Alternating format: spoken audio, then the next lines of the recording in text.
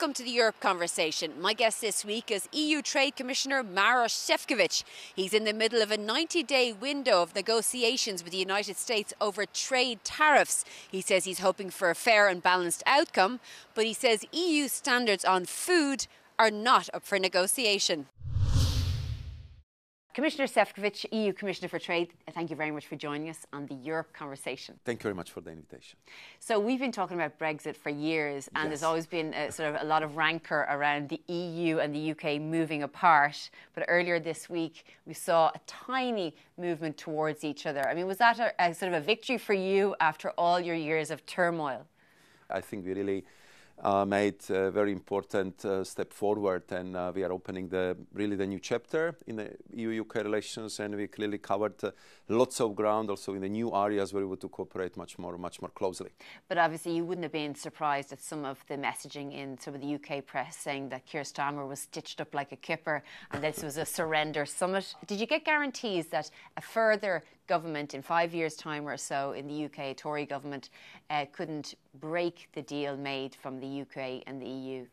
I think that they would do what is the best for the people. And I believe that the agreements we have reached yesterday are the best for the UK citizens, the best for the EU, because we are eternal neighbours, we are the biggest trading partners, and we are closest allies. So if we want to restore the bridge building among the young people between the EU and the UK, if we want to make it easier for the farmers, for the fishers through the SPS agreement, and if you want to make it even better for the people from Northern Ireland, I think these are all very important messages, and I hope that also the people in UK would see it like that, and the practical results and practical implementation of the agreements will just prove that.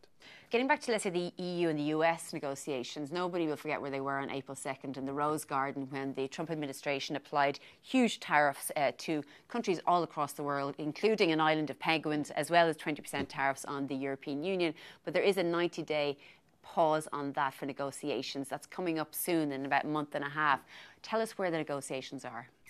I spent quite some time with my both interlocutors, be it Secretary of Commerce, Mr. Latnik, or US Trade Representative, Ambassador Greer, and I have to say that we are almost in permanent touch. We are talking over the phone.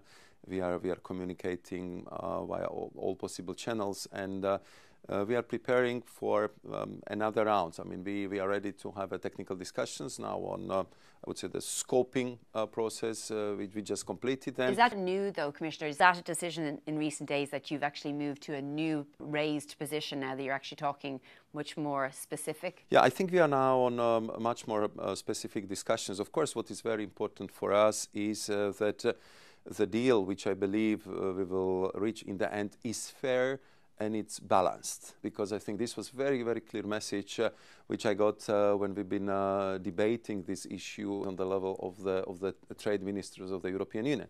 We, as a biggest trading partner of United States, clearly deserve the equal treatment, fair treatment, and this is what we are aiming in the deal with the US. So what we proposed was several areas where we believe that we can achieve much more if we work jointly, be it energy security, be it dependencies in the critical minerals, or be it the whole area of the digital cooperation. Because as we know, the United States said 0% tariffs is a nice start, but we want greater access to your markets when it comes to agriculture. Is that a red line for the Commission, that it won't reduce scientific-based standards when it comes to agriculture production?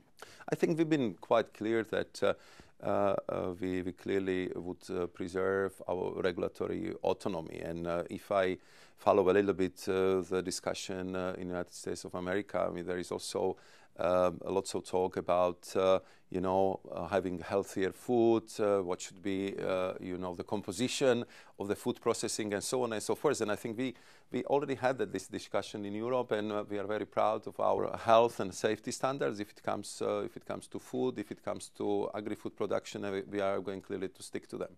So that's not going to happen, because that's something that they are being pushing for. They keep saying they don't take our meat, they don't take our agricultural products. Are you going to be able to change that in any way?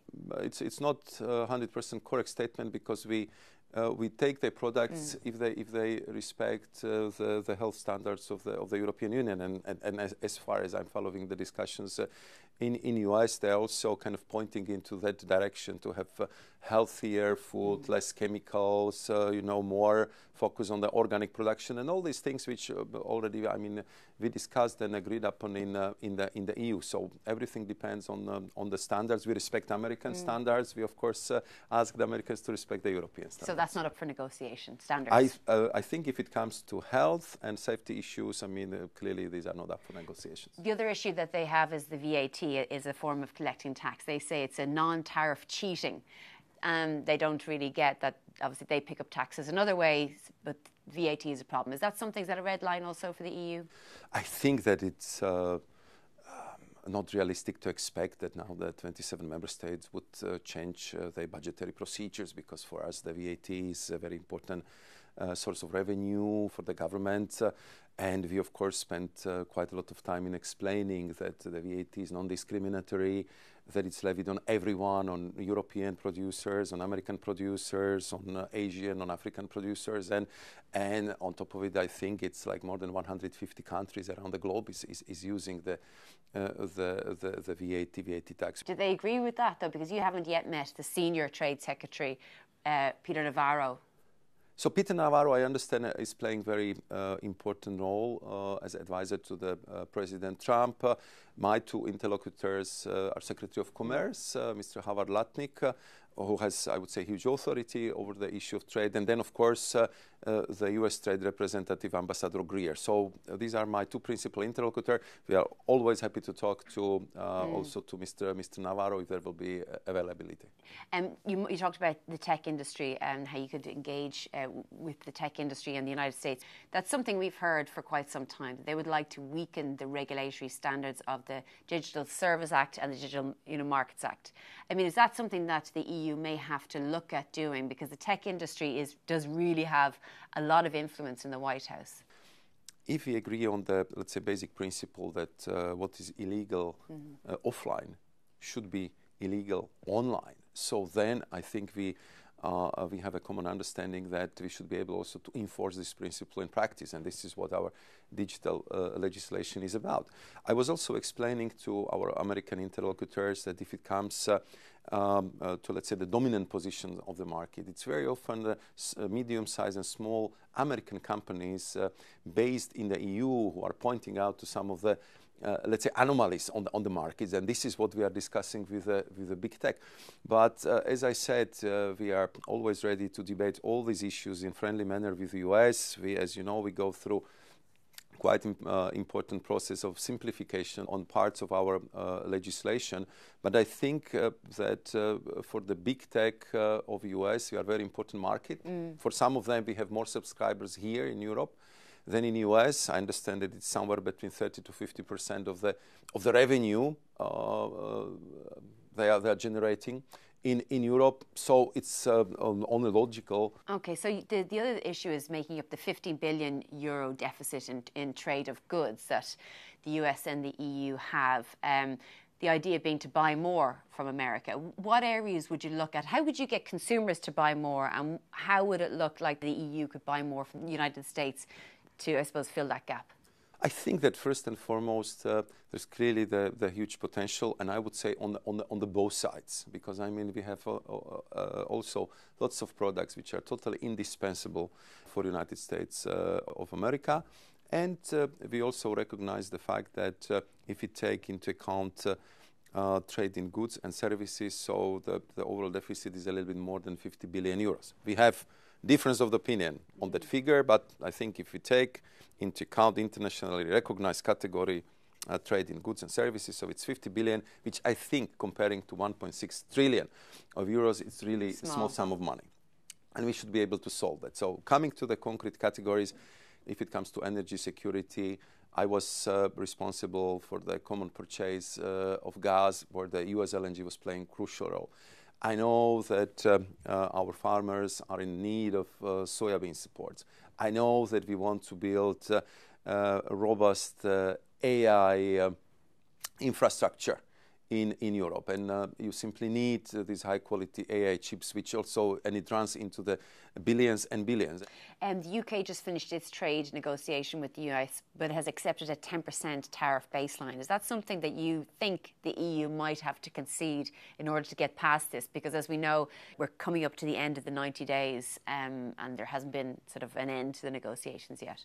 What was very clear message I got from our trade ministers was that they insist on having balanced deal with the US. So, of course, we are ready to negotiate with our American partners. We would look for the balanced deal. Our UK partners, they concluded the negotiations. Of course, there is a lot what is in the paper. There is a lot which still have to be worked out, because it was, I think, very important framework agreement with a lot of things to be done in the future. But you couldn't accept 10% tariffs, though, could you?